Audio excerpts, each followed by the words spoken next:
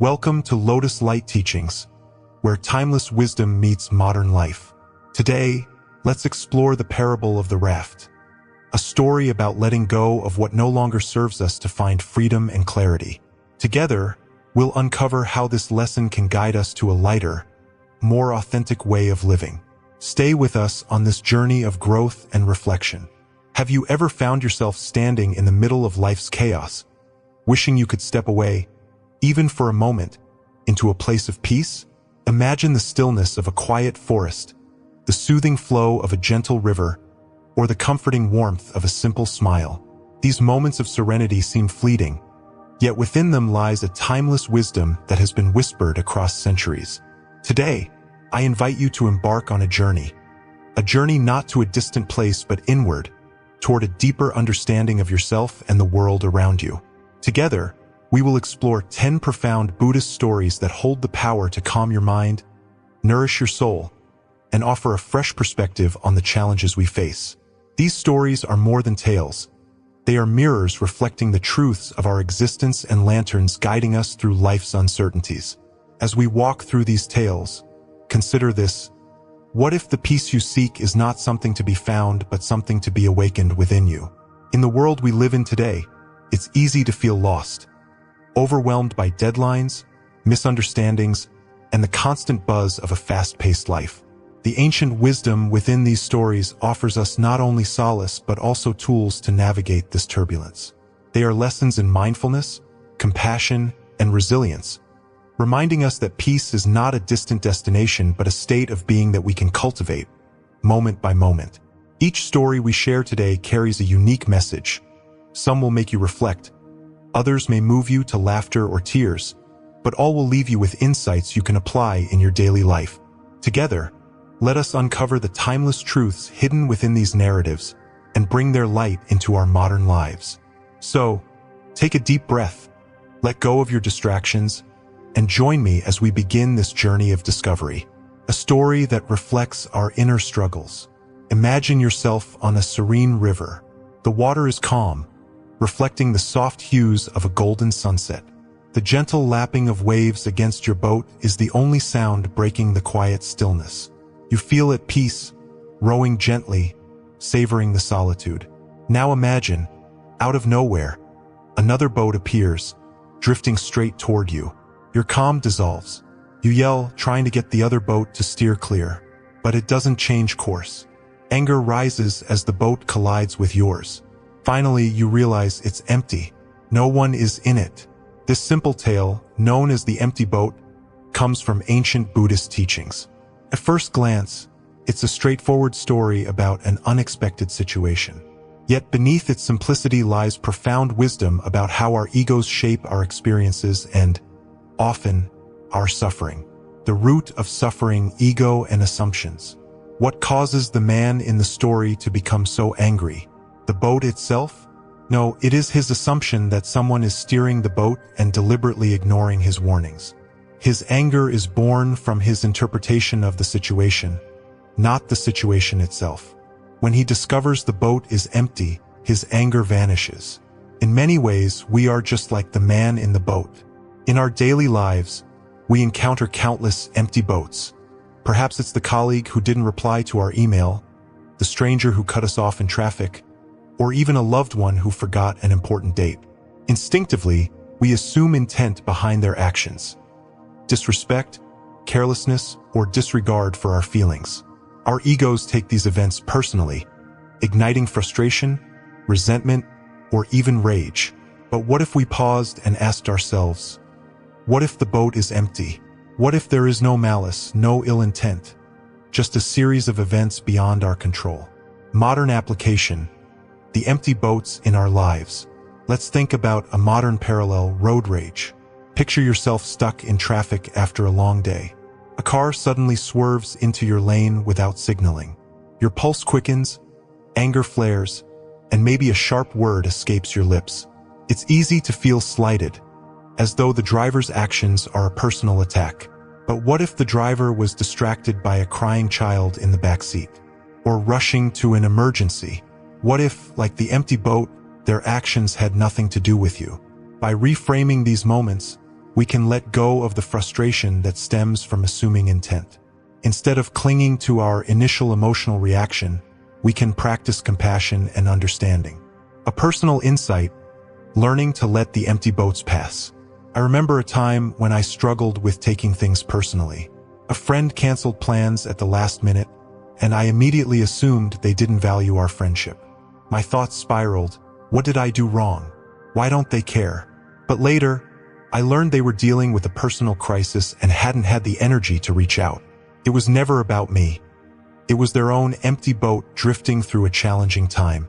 That realization was humbling.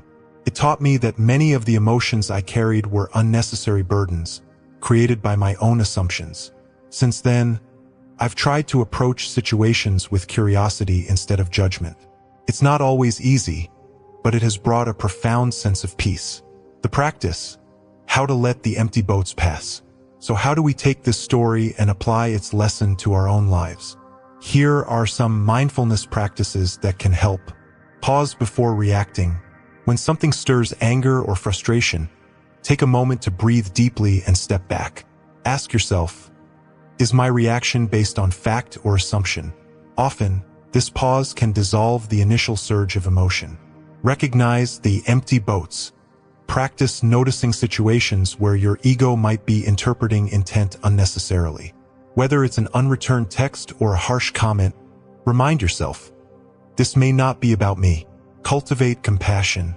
Imagine what might be going on in the other person's life.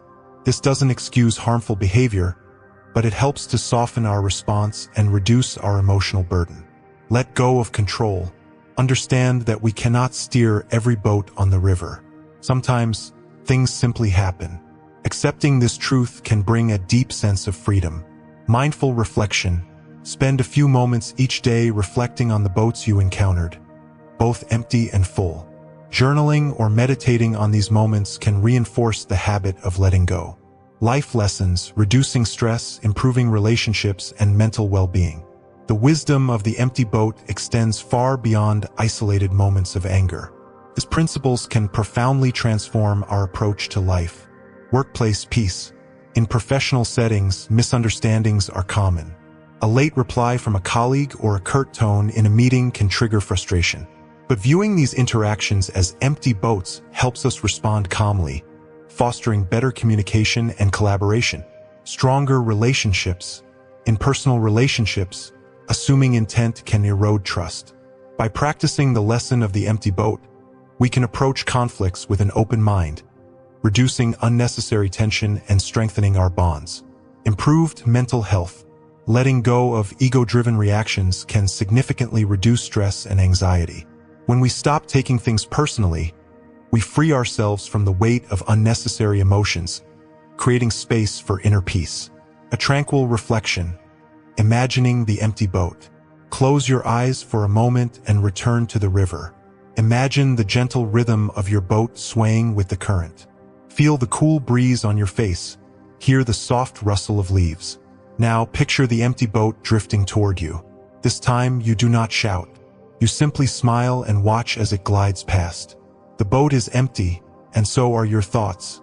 Free from anger, free from assumptions. In this stillness, you find clarity and peace. A final thought. Are you ready to let go? The empty boat invites us to release the unnecessary burdens we carry, burdens of anger, judgment, and ego. It reminds us that peace isn't found in controlling every boat on the river, but in accepting them as they come. So, I leave you with this question. What boats in your life can you let drift by without reaction? May you carry the wisdom of this story with you, finding calm amidst the currents of life. And as you reflect, remember to approach each moment with mindfulness and compassion, knowing that the path to peace begins within. It's a quiet afternoon, and the world feels still. As you sit, perhaps with a cup of tea or simply gazing out the window, let me share a story. One that carries a profound truth about the human experience. It's about pain, suffering, and the curious way we often make things harder for ourselves without even realizing it. Imagine a serene forest clearing, where the Buddha sits under the shade of a large tree, his disciples gathered around him. The air is calm, the kind of calm that invites reflection. A young monk approaches, his face clouded with frustration and confusion. He bows deeply and asks, "Master, why do we suffer so much in this life? Pain seems to follow us everywhere. How can we ever find peace?" The Buddha, with a gentle smile, begins to speak. "Imagine a man walking through a forest," he says. "Suddenly, he is struck by an arrow. The pain of the arrow is sharp, unavoidable. It pierces deep. But before he can attend to his wound, he is struck by a second arrow. This second arrow does not come from the outside. It comes from within. It is the anger, frustration, and despair he feels about being struck by the first arrow. The first arrow represents the inevitable pain of life. The second arrow represents the suffering we create for ourselves through our reactions. This simple story contains a profound lesson. Pain, the Buddha tells us, is an inevitable part of life. We will all face illness, loss, disappointment, and hardship. These are the first arrows, and they are beyond our control. But suffering is different. It is the second arrow, the one we launch at ourselves through our resistance, our fear, and our refusal to accept what is. And unlike the first arrow, the second arrow is optional. Pause for a moment and think about this. How often do we multiply our suffering by clinging to anger, by replaying past hurts, or by spiraling into worry about things that haven't even happened yet? The mind, as wise as it can be, is also an expert at creating unnecessary suffering. But what if we could learn to stop the second arrow before it strikes? In the modern world, the second arrow is everywhere. Picture this: you're at work, and your manager criticizes your performance. The first arrow is the sting of their words, the disappointment you feel in that moment. But then the second arrow strikes. You begin to replay the conversation in your head, wondering if your colleagues think less of you, fearing you might lose your job, feeling ashamed of yourself. The initial pain of the critique is now compounded by a flood of emotions and assumptions. What was a single arrow has become a storm of suffering.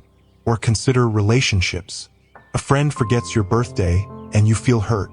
That's the first arrow. But then you begin to think, do they even care about me? Maybe they're tired of our friendship. Am I too demanding?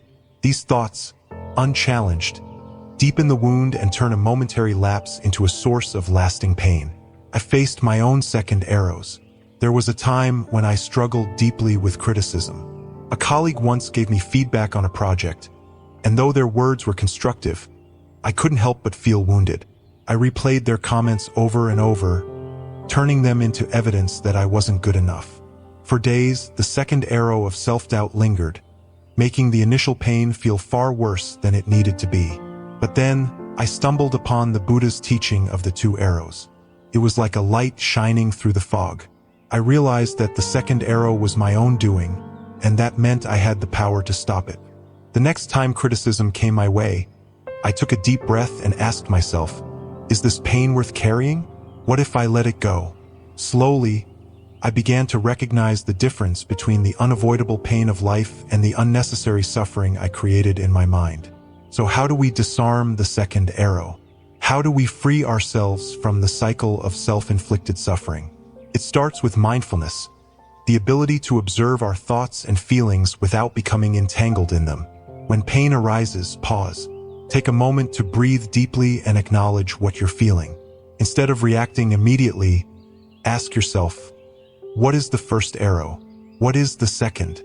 By identifying the two, you create space to choose your response. For example, imagine you're stuck in traffic and someone cuts you off. The first arrow is the jolt of frustration, the instinctive anger. But before the second arrow strikes, before you start thinking, why are people so rude? Why does this always happen to me? Pause. Recognize that the driver's actions are not a personal attack. Maybe they're distracted or in a hurry. Maybe they're simply an empty boat drifting in the current. With this shift in perspective, the second arrow dissolves. Another practice is self-compassion. When pain arises, treat yourself with kindness. Instead of harsh self-criticism, try saying, this is hard, but I will get through it. I am not defined by this moment of pain. Self-compassion softens the sting of the first arrow and prevents the second arrow from taking hold. Gratitude is another powerful antidote. When life feels heavy, take a moment to reflect on the blessings around you. Even amidst pain, there is often something to be grateful for. A supportive friend, a quiet sunrise, or simply the strength to face another day. Gratitude shifts our focus from what we've lost to what we still have, breaking the cycle of suffering. As you listen to this, perhaps you can think of moments in your own life when the second arrow struck. Can you recall how it felt to replay a hurtful comment, to dwell on a mistake, or to fear a future that hadn't arrived? Now imagine how it might feel to let those arrows fall away, to face life's pains with courage but without unnecessary suffering. What would it be like to live with greater ease, to meet each moment with grace and acceptance? The Buddha's teaching of the two arrows is not just a story, it's an invitation. It invites us to see our pain clearly and to respond with wisdom and compassion. It reminds us that while we cannot always control the arrows life sends our way, we can choose not to add to our suffering. And in that choice lies freedom. As we part, I leave you with this thought. The next time pain arises, ask yourself, is this the first arrow or the second? And remember, you have the power to lay down the second arrow and walk forward with peace. The mustard seed, finding peace through acceptance. It begins with a quiet village, a place where the rhythms of life follow the gentle cycles of the seasons. The sun rises over the fields, painting the earth in hues of gold and amber. Birds sing softly in the trees, their melodies carried on a breeze that feels both tender and eternal. Among the simple homes of this village lived Kisa Gautami, a woman whose life, like the seasons, had been filled with moments of joy and sorrow. But one day, her world was shattered by a grief so profound that it seemed to engulf everything around her. Her beloved son, the light of her life, had fallen ill. Despite her prayers, her desperate efforts, and the remedies she sought from every corner of the village, he slipped away. In her arms lay his lifeless body, small and still. The air seemed heavier, the colors of the world dimmer. Kisa's heart ached with a pain that felt endless. She could not accept his death. She carried him through the village, knocking on doors, pleading for help. "Can anyone bring my son back to life?" she asked, her voice trembling with desperation. But each person turned her away, their faces etched with pity and sadness. Her grief became a journey, one that led her eventually to the Buddha. She approached him, tears streaming down her face, and placed her child's body before him. "Master," she whispered, "please bring my son back to me. I cannot bear this pain." The Buddha, with his infinite compassion, looked at her gently and said, "I will help you, but first, you must bring me something. Go into the village and find a mustard seed. But there is one condition. The mustard seed must come from a household that has never known death." Kisa's heart leapt with a fragile hope. She rushed back into the village, knocking on doors once more. At the first house, a woman answered, holding her young child in her arms. "Do you have a mustard seed?" Kisa asked eagerly. The woman nodded, but when Kisa explained the condition, the woman's face grew solemn. "I'm sorry," she said. "My husband passed away last year." Kisa moved on to the next house and then the next. Each time, the response was the same. Every family she spoke to had known loss. A parent, a sibling, a child, a spouse. The stories they shared were filled with tears and remembrance, but also a quiet strength that Kisa began to see in their eyes. Slowly, a realization dawned upon her. Her grief, though immense, was not unique. Death had touched every home, every family. It was not a punishment or a curse. It was part of the fabric of life. When she returned to the Buddha, she no longer carried her son's body. She knelt before him, her heart heavy but her mind clear. "Master," she said, "I could not find a single house untouched by death. I now understand that my suffering is shared by all, and that to accept this is to find peace." The Buddha, with a soft smile, replied, "You have seen the truth. Death is inevitable, and attachment to life's impermanence brings suffering. But through understanding and acceptance, we can find freedom." The story of Kisa Gautami and the mustard seed is a poignant reminder of the universality of loss. teaches us that while grief is deeply personal, it is also deeply human. In every culture, every corner of the world, people mourn the loss of loved ones. Yet, as isolating as grief may feel, it is something we all share, a thread that connects us in our humanity. In today's world, where life often moves at an overwhelming pace, grief can feel even more disorienting. We may find ourselves swept up in expectations to move on or be strong, without the space to truly process our pain. But the wisdom of this story offers us an alternative path, one of acknowledgement, acceptance, and connection. Modern grief counseling and support systems echo this ancient lesson, emphasizing that healing begins not with denying our pain, but by facing it and allowing ourselves to feel it fully. I remember a time in my own life when loss felt insurmountable. A dear friend of mine, someone who had been a source of light and laughter, passed away suddenly. In the days that followed, I found myself wrestling with questions. Why did this happen? How could the world continue to turn without them in it?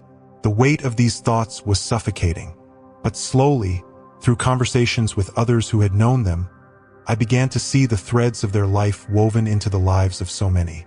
Their memory lived on in stories, in laughter, in the way they had touched each of us. It didn't erase the pain, but it softened it, transforming it into something I could carry with grace. The Buddha's teaching also reminds us that we are not alone in our sorrow. Sharing our grief, as Kisa did when she knocked on doors, can be a powerful act of connection. In speaking our pain aloud, we invite others to share theirs, creating a space where healing can begin. Support groups, therapy sessions, or even heartfelt conversations with friends can be modern equivalents of this timeless practice. There are also personal practices that can help us navigate grief. Journaling, for example, can be a profound way to process emotions. Writing down memories, thoughts, and feelings creates a safe space to explore the depths of our pain. Meditation, too, offers solace. A simple practice of mindful breathing, combined with a mantra like, "This too shall pass," can ground us in the present moment and remind us of life's impermanence. Perhaps the most important lesson is this: acceptance does not mean forgetting. To accept loss is not to erase the memory of those we love, but to honor their lives by living fully ourselves. Just as the villagers shared their stories with Kisa, we too can keep the spirit of those we've lost alive through our words, actions, and the way we carry their love forward. As you reflect on this story, take a moment to breathe deeply.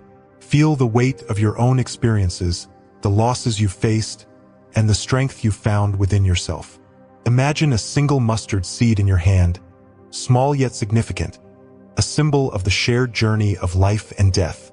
What stories does it hold for you? Whose lives does it represent? May the story of the mustard seed remind you that grief, though heavy, is not yours to bear alone. It is a part of what it means to be human, a thread that weaves us together in compassion and understanding.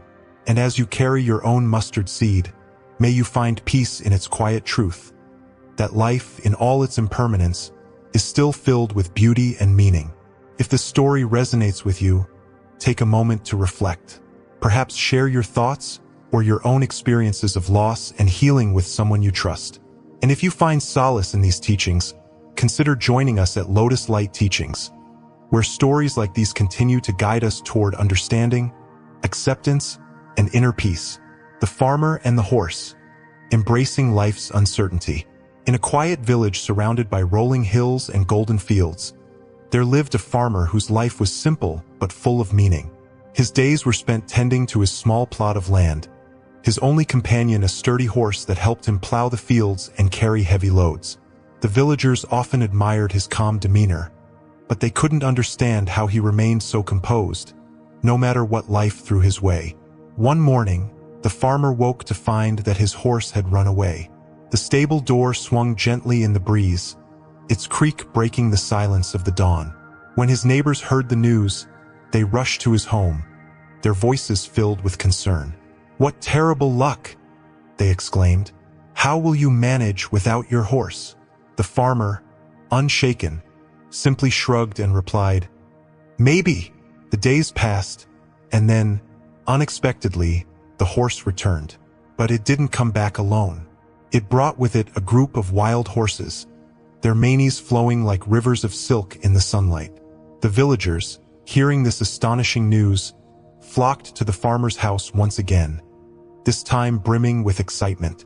"What wonderful fortune," they said. "Now you have so many horses." But again, the farmer only smiled gently and replied, "Maybe." Not long after, the farmer's son decided to tame one of the wild horses. While trying to ride it, he was thrown violently to the ground, breaking his leg. The injury was severe, and the villagers, filled with sympathy, returned to console the farmer. "What bad luck," they said. "Your son won't be able to help you with the harvest now."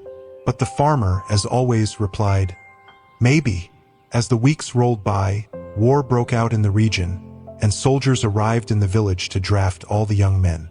They marched from house to house, taking sons away to fight in a conflict that many feared would lead to their deaths. But when they came to the farmer's house and saw his son's broken leg, they passed him by. The villagers, now awed by the farmer's unshakable calm, said, "How lucky you are! Your son has been spared." And once again, the farmer replied, "Maybe." This story has a way of lingering in the mind, like the soft echo of a bell. It speaks to a truth that many of us struggle to embrace, that life is uncertain, and the meaning of events often unfolds only with time.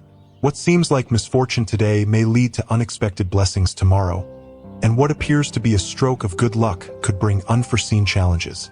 In our modern lives, the farmer's wisdom can feel distant, even unattainable.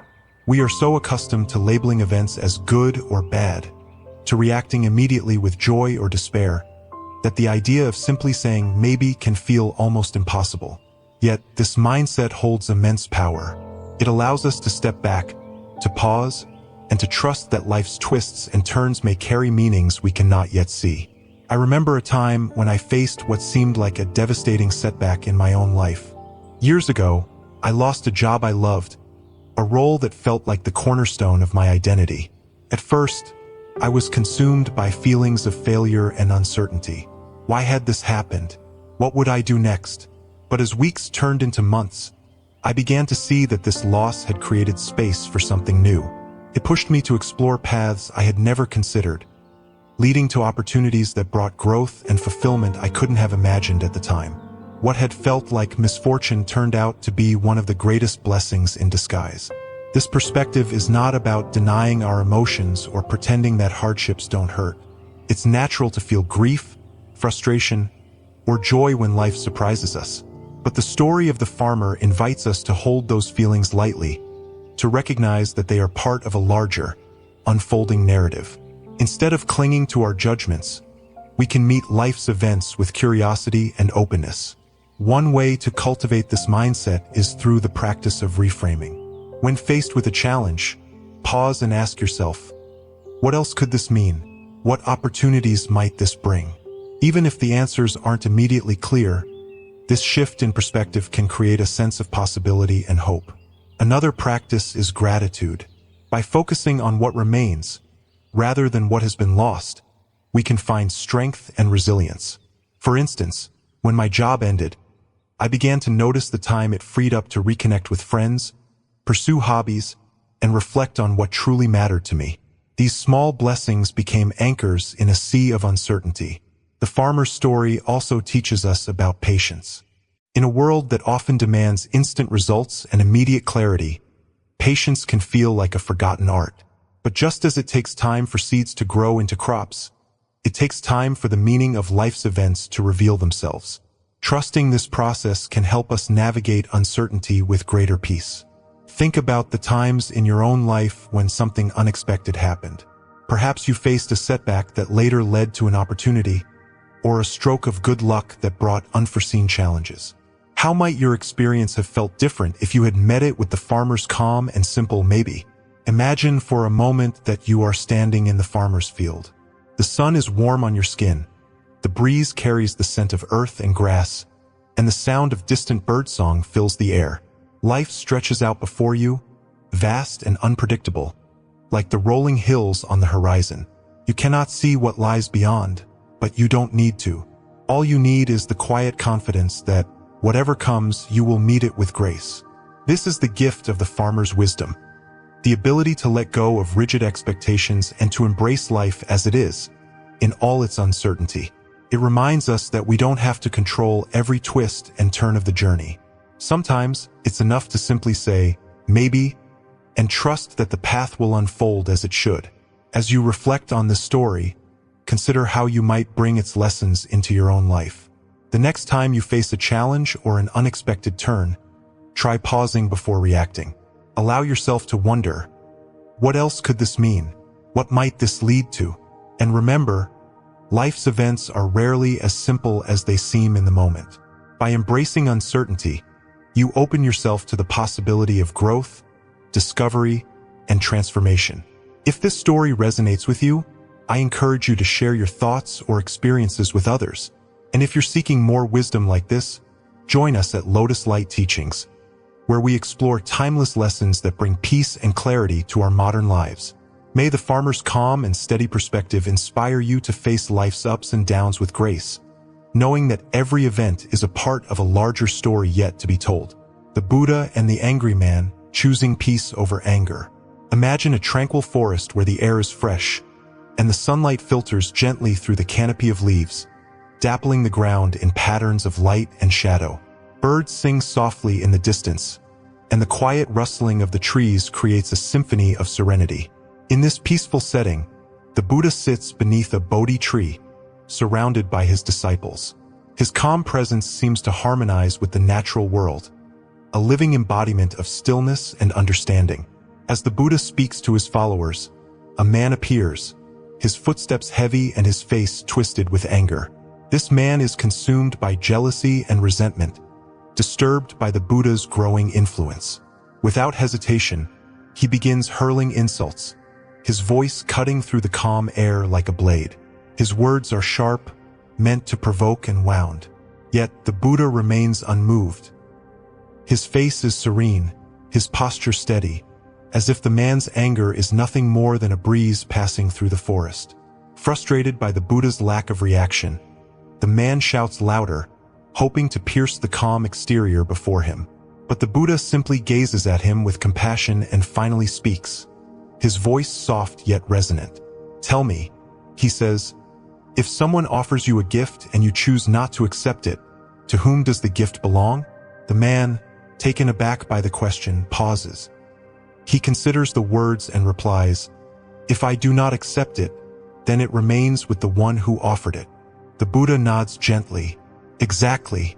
In the same way, if you offer me your anger and I do not accept it, then the anger remains with you. You are the one who carries it, not me. I choose peace." The man is silent now, his rage dissolving like mist under the morning sun. The wisdom of the Buddha's words pierces through his frustration, revealing the truth that anger is not a weapon against others, but a burden we carry within ourselves. Humbled, he bows his head and asks, "How can I find the peace that you have?" The Buddha, with a compassionate smile, replies, "Let go of the coal you hold in your hand. Anger burns the one who carries it. Choose understanding, choose compassion, and you will find peace." This story resonates deeply because it captures a struggle we all face. Anger is a natural human emotion, but it often becomes a weight we carry long after its initial spark. In today's fast-paced world, where social media arguments flare up in seconds and misunderstandings escalate with a single comment, the lesson of this story feels more relevant than ever. Picture a moment when you've scrolled through your phone and a post or comment stirs anger within you. Perhaps it's a disagreement over politics, a judgmental remark, or even a passive-aggressive statement directed your way. The temptation to respond, to engage in the heat of the moment, can feel overwhelming. But what if, like the Buddha, you chose not to accept the gift of anger? What if you paused, reflected, and allowed the negativity to pass without taking it into your heart? I remember a time when I found myself in such a situation. A comment on a social media post felt like a personal attack. My initial reaction was to fire back, to defend myself and prove my point. But then the Buddha's teaching came to mind. I took a breath and asked myself, what will this achieve? Will engaging bring me peace, or will it deepen my frustration? In that moment, I chose to walk away. The relief was immediate, a lightness replacing the heaviness of anger. Defusing anger requires practice, but it is a skill we can all cultivate. One powerful technique is the pause and reflect approach. When anger arises, pause before reacting. Take a deep breath and acknowledge the emotion without judgment. Ask yourself, why am I angry? What is the root of this feeling? Is it worth holding on to? Often, this simple act of reflection can create enough space for clarity and calm to emerge. Another helpful practice is to reframe the situation. Imagine the person who has provoked your anger as someone struggling with their own burdens. Perhaps they are speaking from a place of pain, insecurity, or misunderstanding. By viewing them with compassion rather than hostility, you can soften your own reaction and choose a response that aligns with peace. Mindfulness also plays a crucial role in managing anger. By staying present and observing our thoughts and emotions without becoming entangled in them, we can avoid being swept away by the intensity of the moment. A mindfulness exercise as simple as focusing on your breath can ground you, allowing the anger to dissipate naturally. Consider how the Buddha's teaching applies to our daily lives, not only in moments of conflict but also in our internal dialogues. How often do we carry anger toward ourselves? Perhaps we replay past mistakes, criticizing ourselves for decisions we can't change. In these moments, the same wisdom holds true. We can choose not to accept the gift of self-directed anger. Instead, we can practice self-compassion, forgiving ourselves and letting go of the coal we hold within. This perspective has profound implications for our mental well-being and relationships. Anger, when held onto, corrodes our inner peace and strains our connections with others. But by choosing understanding and compassion, we create space for growth, healing, and harmony. Imagine a world where more of us embraced the Buddha's wisdom. Picture social media platforms filled not with arguments but with thoughtful, respectful exchanges. Envision families and friendships strengthened by the choice to listen and understand rather than react in anger. The ripple effect of choosing peace extends far beyond ourselves. It touches everyone we interact with, creating a more compassionate and connected world. As you reflect on this story, consider the moments in your life when anger has weighed you down. What would it feel like to set that weight aside, to let go of the coal and choose peace instead? The next time anger arises, remember the Buddha's words. You have the power to decide whether to accept the gift or let it remain with the giver. May this teaching guide you toward a lighter, freer way of being. And as you move through your days, may you find the courage to choose peace, even in the face of provocation. If this story resonates with you, take a moment to share your thoughts or reflect on how it might shape your own journey. And if you seek more wisdom to bring calm and clarity to your life, join us at Lotus Light Teachings, where stories like this illuminate the path to inner peace. The Monk and the Teacup, embracing impermanence for deeper gratitude. Picture a serene monastery nestled high in the mountains, where the cool, crisp air carries the faint scent of pine and wildflowers. The sun filters gently through the trees, casting golden patches of light onto the stone paths that wind through the monastery grounds. In the quiet of the afternoon, a monk sits cross-legged in a meditation hall, his robes flowing like the steady stream of a river. Around him are his students, their faces alight with curiosity and respect, ready to absorb the day's teaching. The monk picks up a simple clay teacup, its surface smooth and earthy in tone. He holds it carefully, his fingers cradling it as though it were something precious. After a long pause, he looks at his students and smiles. "This teacup," he says softly, "is already broken." The students exchange puzzled glances. To them, the teacup looks perfect, whole, unblemished, and functional. Finally, one student speaks up. "Master," he says, "the cup is not broken. It's in perfect condition. Why do you say it is already broken?" The monk's smile deepens, and he places the teacup gently on the floor in front of him. "When I drink tea from this cup," he explains, "I savor its beauty and utility. I enjoy the way it holds the tea, the way it feels in my hands, and the sound it makes when placed on the table. But I know that one day this teacup will break. Perhaps tomorrow, perhaps years from now. Understanding this, I can appreciate it fully in this moment, without clinging to it or fearing its loss. In my mind, the cup is already broken. The room falls silent as the students absorb the monk's words. Slowly, they begin to realize that he is not just talking about the teacup. He is teaching them about life itself, the relationships they hold dear, the moments they treasure, and even their own existence. Everything, the monk reminds them, is impermanent. By accepting this truth, we can deepen our love and appreciation for the present. This teaching, though simple, resonates deeply because it touches on a truth we often try to avoid. We live in a world where change is constant, yet we cling tightly to the things we love, hoping they will remain unchanged. The monk's wisdom invites us to see impermanence not as a source of fear, but as an opportunity to cherish life more fully. I remember a moment in my own life when this lesson came into sharp focus. It was a quiet evening at home, and I was sitting with my family, sharing stories and laughter. As I looked around the room, I felt a deep sense of warmth and connection. But alongside that joy came a pang of awareness. This moment, like all moments, was fleeting. My children would grow older, our lives would change, and the togetherness we enjoyed that evening would someday be a memory. Instead of feeling sadness, I let that awareness deepen my gratitude. I savored the sound of their laughter, the glow of the lamplight, the simple comfort of being together. That moment became even more precious because I knew it could not last forever. This is the paradox of impermanence. It reminds us that everything we hold dear is temporary, yet it also teaches us to appreciate those things more profoundly. When we stop clinging to the illusion of permanence, we free ourselves to love deeply, without fear. Think about the objects or relationships in your own life that you treasure.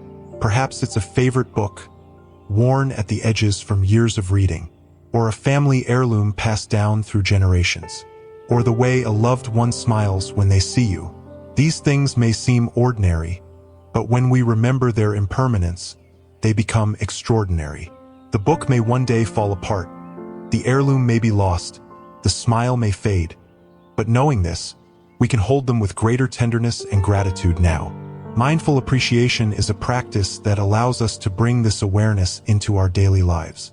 One way to cultivate it is through simple rituals of gratitude. Each morning, take a moment to reflect on one thing you are grateful for. It could be as small as the comfort of a warm cup of tea or as significant as the love of a close friend. As you reflect, imagine that this thing is like the monk's teacup, already broken, already passing. Notice how this awareness deepens your appreciation. Another practice is to fully engage with the present moment. When you are with loved ones, set aside distractions and be truly present. Listen to their words, observe their expressions, and feel the connection between you. When you are outdoors, pause to notice the colors of the sky, the texture of the earth beneath your feet, the sound of the wind through the trees. These moments, fleeting as they are, hold a beauty that can be missed if we rush through them. The monk's teaching also has profound implications for how we face loss. When something we love is taken from us, a possession, a relationship, or even a way of life, the pain can feel overwhelming. But if we have embraced the truth of impermanence, we can find solace in knowing that loss is a natural part of life's cycle. This understanding doesn't erase the pain, but it can help us navigate it with grace and resilience. Imagine a river flowing through a valley. The water moves constantly, never the same from one moment to the next. Yet, the river is beautiful precisely because of its movement. If it were frozen, unchanging, it would lose the vitality that makes it alive. Life, too, is like this river, dynamic, ever-changing, and full of moments to be cherished. As you reflect on the monk's words, consider how they might change the way you approach your own life. What would it mean to hold your relationships, your possessions, and even your experiences with the same gentle awareness that the monk held his teacup? How might your perspective shift if you saw them not as permanent fixtures, but as gifts to be appreciated in the here and now? The monk's teaching is not about detachment or indifference. It is about loving fully, with the understanding that love's true depth comes from its impermanence. It is about seeing the cracks in the teacup as part of its beauty, not its flaw. And it is about living with an open heart, unburdened by the fear of change. May this story inspire you to embrace the impermanence of your own life, to savor its fleeting moments, and to hold its treasures with gratitude and grace. And if this teaching resonates with you, take a moment to share your reflections or join our community at Lotus Light Teachings, where we explore the wisdom that helps us live more fully and love more deeply. The Buddha and the Robe, the true essence of generosity. In a small village shaded by tall trees and bathed in the warm glow of the afternoon sun, the Buddha sat beneath a sturdy banyan tree. His presence was serene, like the stillness of a quiet lake, drawing people to him from all walks of life. One day, a wealthy merchant approached him, his steps purposeful, and in his hands, he carried a beautifully woven robe. The fabric shimmered in the sunlight, intricate patterns decorating its surface. It was a robe made of the finest silk, a treasure befitting royalty. The merchant bowed deeply and presented the robe to the Buddha, his voice filled with reverence. "Master," he said, "I offer you this robe as a token of my gratitude for your teachings. Please accept it." The Buddha gazed at the merchant, his eyes filled with kindness and understanding. He could see the sincerity behind the gift, but he also knew that this moment was an opportunity to impart a deeper lesson. Smiling gently, he said, "Thank you for your kind gesture, but I cannot accept this robe. It is far too extravagant for a simple monk like me." The merchant, surprised, insisted, "But Lord Buddha, this robe is a symbol of my respect for you. Surely, you deserve the best that I can offer." The Buddha paused, then spoke with the same calm voice. "If you truly wish to honor me, there is another way.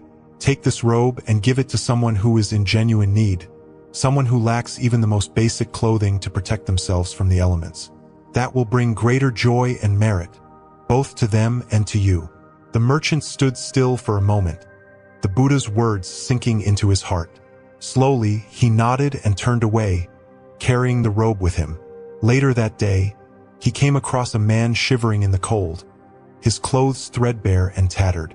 Without hesitation, the merchant wrapped the robe around the man's shoulders, watching as the man's face lit up with gratitude. It was in that moment, as he witnessed the impact of his gift, that the merchant truly understood the Buddha's teaching. Giving was not about the value of the gift itself, but about its ability to alleviate suffering and bring comfort to those who need it most. The simplicity of this story is its strength.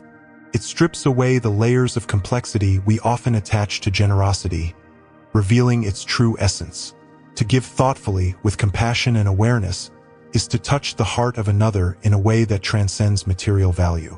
In our modern world, the lesson of the robe feels especially poignant. We live in a time where acts of giving are often measured by their grandness or visibility. Social media posts about donations or charity events can sometimes shift the focus from the impact of giving to the act of giving itself. But the Buddha's teaching reminds us that true generosity lies not in the act but in its intention and the difference it makes. Think about a moment in your life when you gave something that truly mattered to someone else. Perhaps it wasn't an expensive gift or a grand gesture, but a small act of kindness. A meal shared with someone who was hungry, a warm coat offered to someone in the cold, or even a listening ear for a friend in need. These moments often leave a lasting impression, not just on the recipient but on the giver as well. They remind us of our shared humanity and the profound connections that generosity can create. I recall a time when I learned this lesson firsthand. It was a cold winter evening, and I was walking home when I saw an older man sitting on a bench, his hands trembling as he tried to shield himself from the biting wind. Without much thought, I took off my scarf and handed it to him. He looked up at me, his eyes brimming with gratitude, and whispered, "Thank you." That simple exchange stayed with me, not because of the act itself but because of the warmth it brought. Not just to him but to me as well. The Buddha's teaching also challenges us to think about how we give. Are we giving with the intention of truly helping others? Or are we giving to feel good about ourselves? Thoughtful giving requires us to step into the shoes of those we wish to help, to understand their needs and offer what will truly make a difference. There are countless ways to practice this kind of giving in our daily lives. Donating to a local food bank, volunteering at a shelter, or supporting organizations that provide education and healthcare to underserved communities are all impactful acts.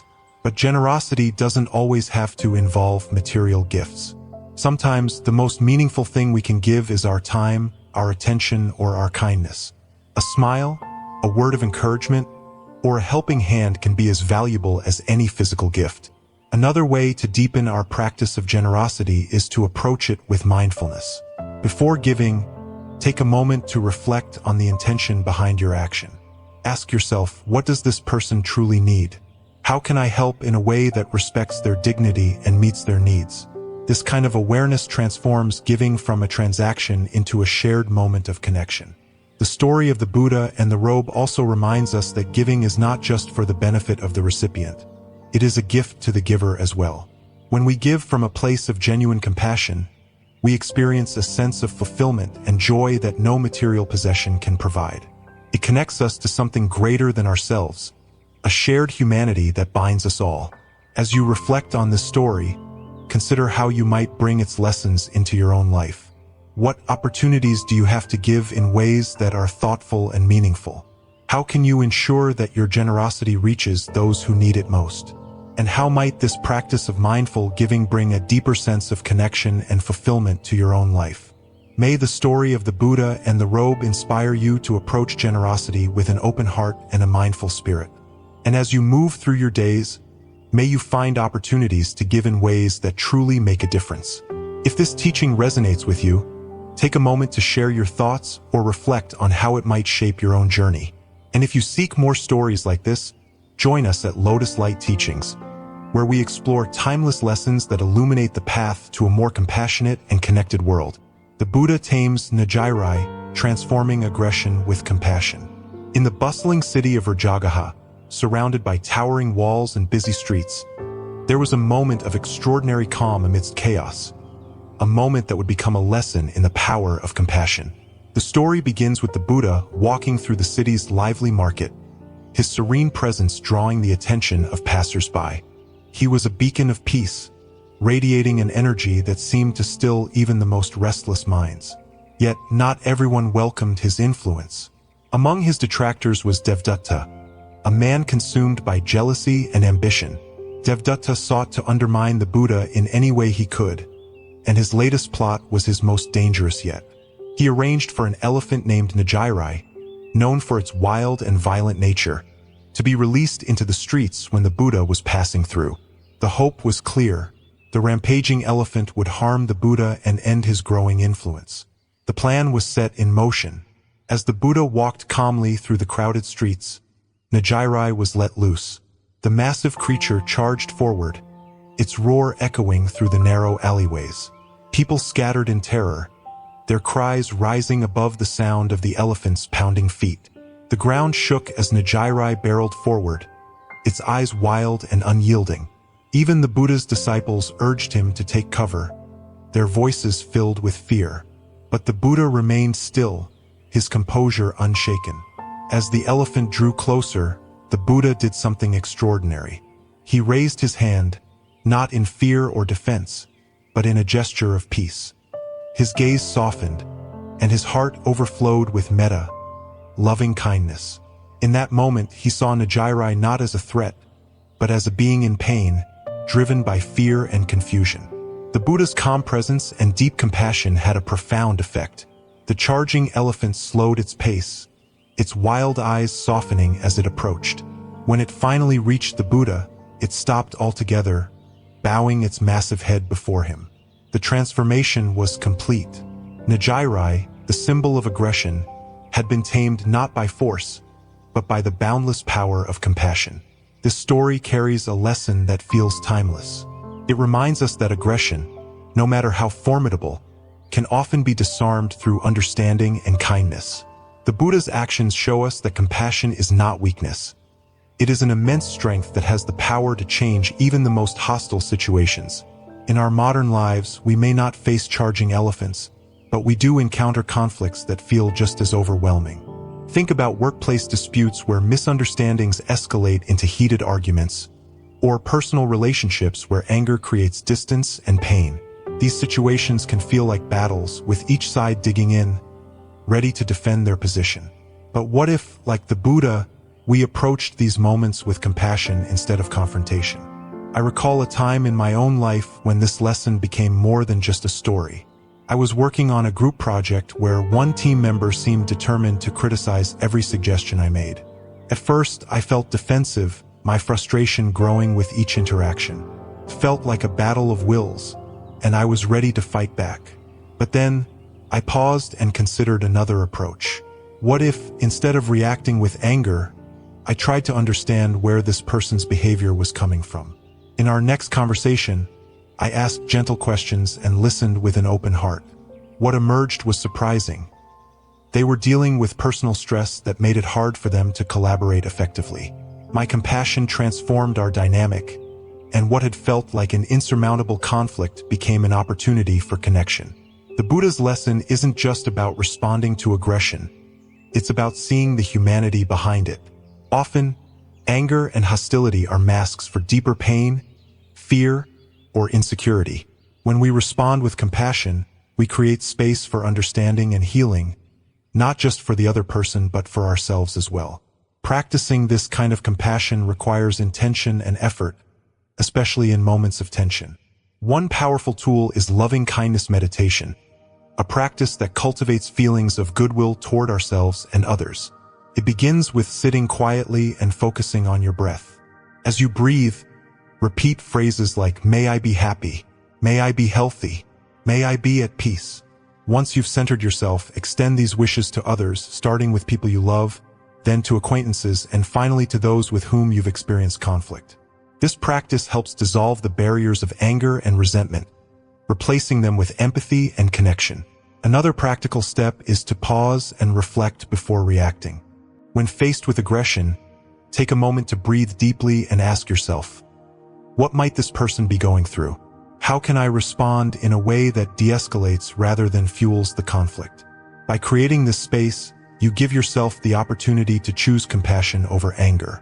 It's also helpful to remember that compassion doesn't mean condoning harmful behavior.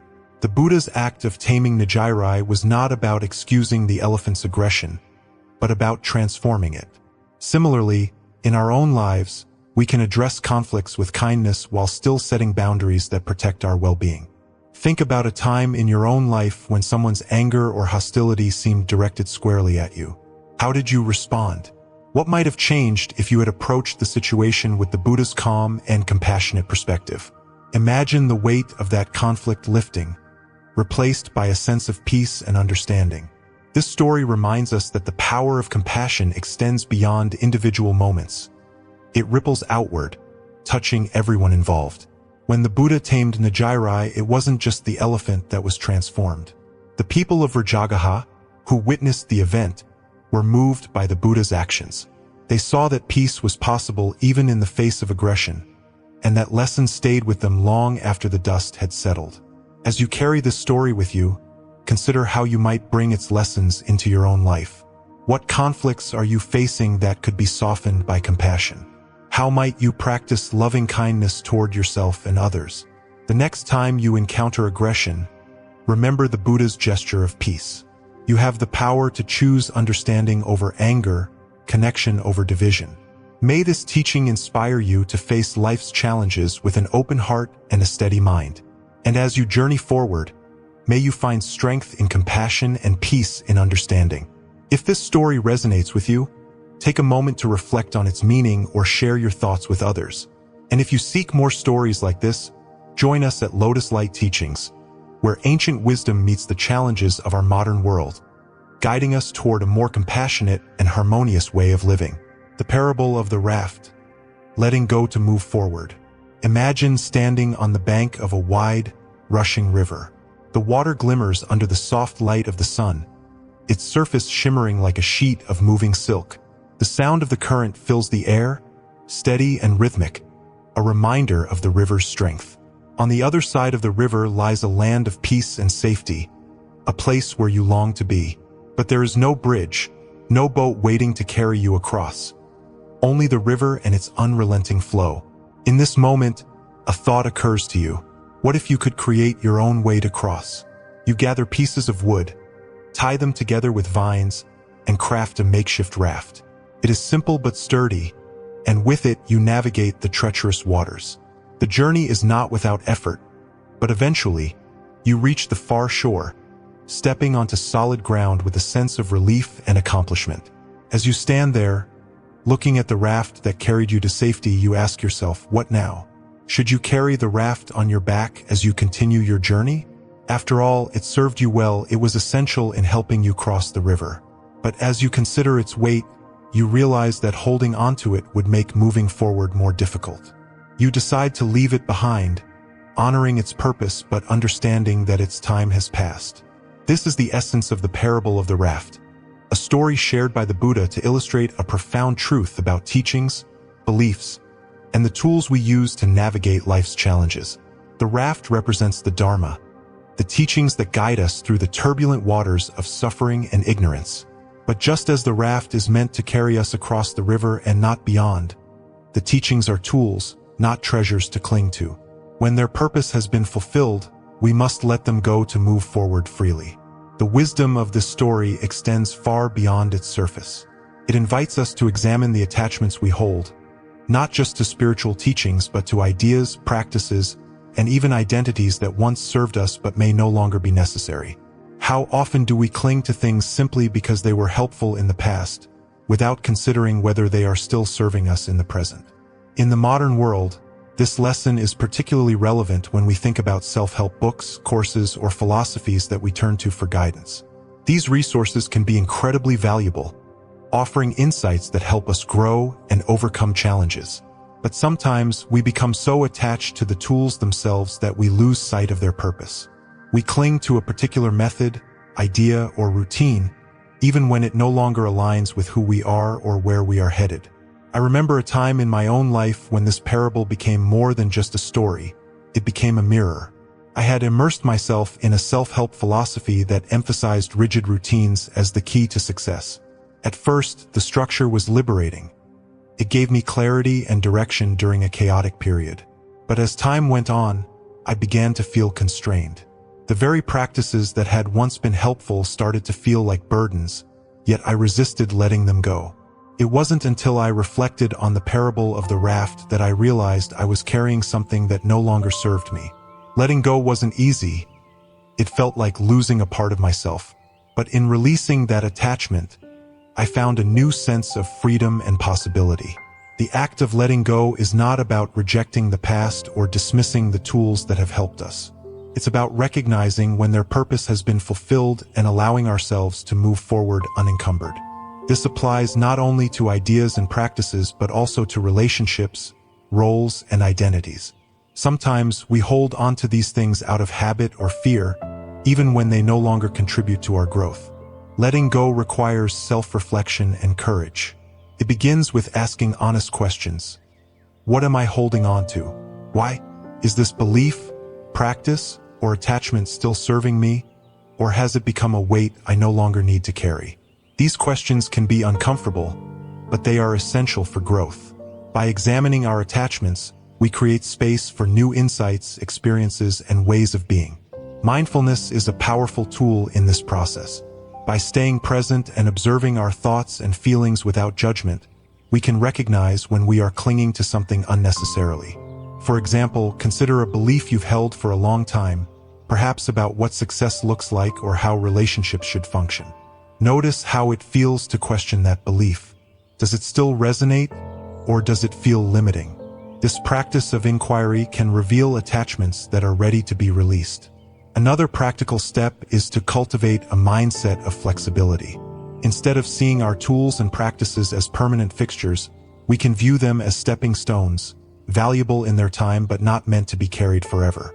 This perspective allows us to honor the past while remaining open to the present and future. The parable also teaches us about the importance of humility. It reminds us that even the most profound teachings are not ends in themselves but means to an end. The Buddha himself emphasized that his teachings were like a raft. They were meant to be used, not idolized. This humility allows us to approach life with curiosity and adaptability, embracing change rather than resisting it. As you reflect on this story, consider what rafts you might be carrying. Are there practices, beliefs, or identities that have served you well but now feel like weights? What would it look like to set them down and continue your journey with a lighter heart? Imagine the freedom of walking unburdened, open to the twists and turns of the path ahead. This teaching is not about abandoning everything we've learned or experienced. It's about discerning what is truly essential. By letting go of what no longer serves us, we create room for growth, for new insights, and for deeper connections with ourselves and others. May the parable of the raft inspire you to approach life with clarity and courage. And as you navigate the rivers of your own journey, may you find the wisdom to honor your tools, use them well, and let them go when the time comes. If this story resonates with you, take a moment to reflect on its meaning or share your thoughts with others. And if you seek more stories like this, join us at Lotus Light Teachings, where we explore timeless lessons that illuminate the path to a freer, more authentic way of living. As our journey through these 10 stories comes to an end, let's take a moment to reflect on the treasures we've uncovered. From the tale of the empty boat teaching us to release our egos, to the profound lesson of the two arrows reminding us that suffering is often a choice, each story has offered a window into a more mindful, compassionate way of living. These aren't just abstract ideas. They are practical, actionable insights that can transform how we approach the everyday challenges of life. The monk savoring a strawberry between two tigers shows us the power of the present moment. The farmer and the horse teaches us to embrace life's uncertainty with grace, while the mustard seed reminds us of the universality of loss and the healing power of acceptance. Together, these stories invite us to see our lives differently, to step out of the cycle of reactivity, and to embrace a deeper sense of calm. These tales, though ancient, are not relics of the past. They are living wisdom, ready to guide us as we navigate our own journeys. The question now is not whether you've heard these stories, but what you will do with their lessons. Will you let the angry words of others control your peace? Will you find gratitude in life's simplest joys? Will you take a step toward letting go of what no longer serves you? Remember, the teachings are not meant to be heavy burdens we carry but tools that free us. Like the raft in our final story, they are here to help us cross the river of life's challenges and to let go once we've reached the other side. If these stories have touched your heart or sparked a new perspective, I invite you to share your thoughts in the comments below. Which story resonated most with you? What lesson will you carry into your life? By sharing, you contribute to a growing community of seekers who, like you, are on a journey of growth and discovery. Don't forget to like this video, subscribe to Lotus Light Teachings, and turn on notifications so you won't miss our next exploration into the profound wisdom of Buddhism. Together, we can continue to learn, grow, and support one another. May these stories stay with you, a gentle whisper in moments of doubt, a light when the path seems dark. And as you move through your days, may you find peace, not in the absence of challenges, but in the quiet strength within your own heart. Until next time, may your journey be one of mindfulness, compassion, and unwavering peace.